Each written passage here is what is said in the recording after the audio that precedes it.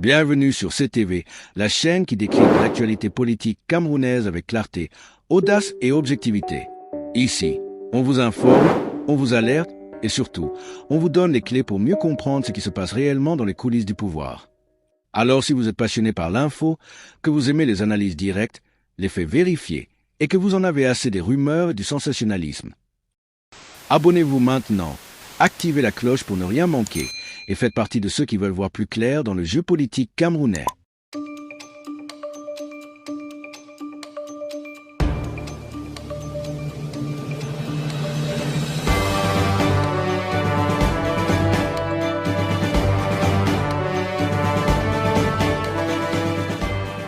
Deux figures politiques camerounaises viennent d'être interpellées.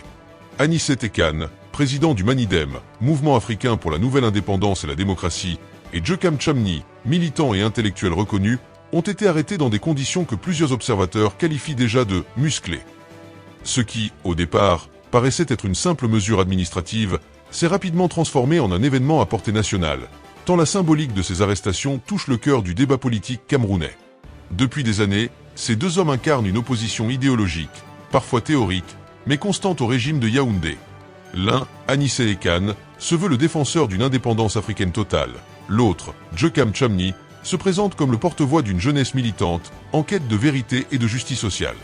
Ensemble, ils forment un duo que beaucoup considéraient encore récemment comme affaibli, mais dont la récente fuite d'une conversation privée a ravivé l'attention du public, et manifestement, du pouvoir. L'atmosphère politique au Cameroun est lourde. Entre frustration populaire, méfiance citoyenne et répression silencieuse, chaque mot, chaque publication devient un terrain miné. Et c'est dans ce contexte d'extrême tension qu'est apparue la fameuse conversation. Une fuite numérique comme il en existe rarement, captée, partagée, amplifiée en quelques heures à travers tout le pays. Le ton des deux hommes y est mesuré, réfléchi, presque stratégique. Ils évoquent la nécessité d'éviter les confrontations directes, d'agir avec prudence, de manifester autrement. Une prudence interprétée par certains comme de la faiblesse, mais par d'autres, comme un appel déguisé à la désobéissance. Cette ambiguïté, ce flou autour du message, a donné au régime un prétexte redoutable, celui d'y voir une menace potentielle à l'ordre public. Et, comme souvent dans les affaires politiques au Cameroun, l'interprétation du pouvoir vaut décision. En moins de 48 heures, les deux hommes étaient sous les verrous. Vous êtes sûr, c'est-il. Nous avons entrepris plusieurs vérifications pour comprendre la mécanique de cette affaire. D'après des sources internes au MANIDEM, les arrestations auraient été planifiées depuis plusieurs jours, voire semaines. La fuite de la conversation n'aurait été qu'un déclic, le signal d'une opération déjà prête.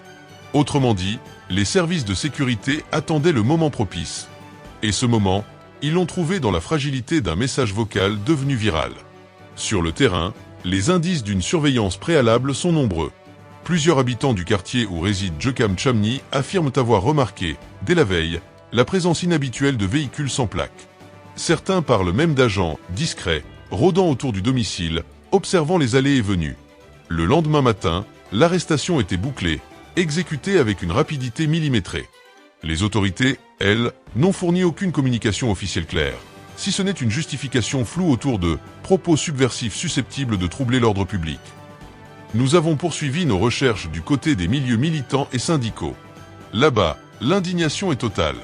Plusieurs voix affirment que cette arrestation s'inscrit dans une logique de neutralisation progressive des figures de l'opposition dite pensante, celles qui ne crient pas, mais qui dérangent par l'analyse et la constance. Vous êtes sûr, c'est-il. Pour un cadre politique que nous avons pu joindre, ce n'est pas la première fois que le régime crée une crise pour faire diversion. L'affaire Kane Tchamni n'est pas un hasard. Elle sert à détourner l'attention des vraies tensions économiques et sociales. Nous avons également pu consulter un extrait du rapport interne d'une cellule de veille du RDPC. Ce document évoque la nécessité de recentrer le discours patriotique et de neutraliser toute propagande de défiance. Rien n'indique que cela visait directement les deux hommes, mais la coïncidence temporelle est frappante.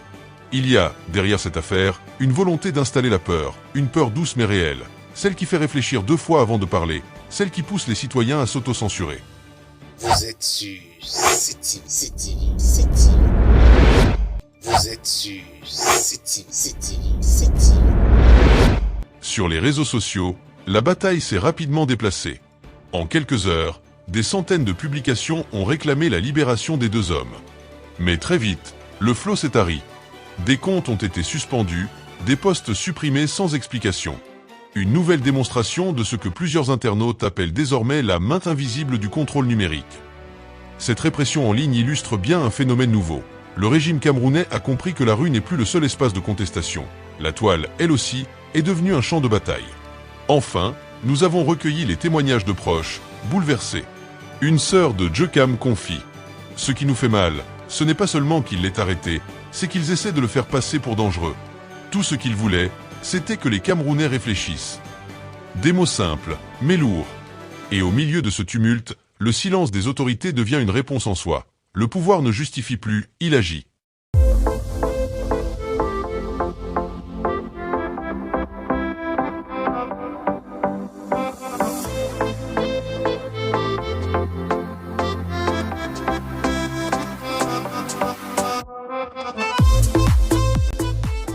L'arrestation d'Anicet Ekan et de Djokam Chamni n'est donc pas un simple fait divers politique. Elle révèle la stratégie d'un régime qui redoute plus la pensée que l'action. Ce n'est plus la manifestation de rue qui effraie le pouvoir, c'est la circulation des idées, la prise de conscience citoyenne, la parole qui s'organise. À travers ces deux interpellations, le gouvernement envoie un message limpide. Le dialogue parallèle est une menace, et toute voix indépendante sera étouffée avant même d'être entendue. Pourtant, cette stratégie de la peur finit toujours par se retourner contre ceux qui la brandissent. Car à mesure que le régime réprime, le peuple apprend à lire entre les lignes, à comprendre que ce silence forcé cache quelque chose de plus profond, la peur du changement. Nous continuerons à suivre cette affaire, à confronter les versions, à chercher les zones d'ombre. Car derrière ces arrestations, il y a bien plus qu'un désaccord politique. Il y a le récit d'un pays en quête d'oxygène. Et pour ceux qui nous regardent, qui nous écoutent, qui veulent que la vérité circule, abonnez-vous, partagez, commentez. Dans un pays où l'information est surveillée, s'informer devient déjà un acte de résistance.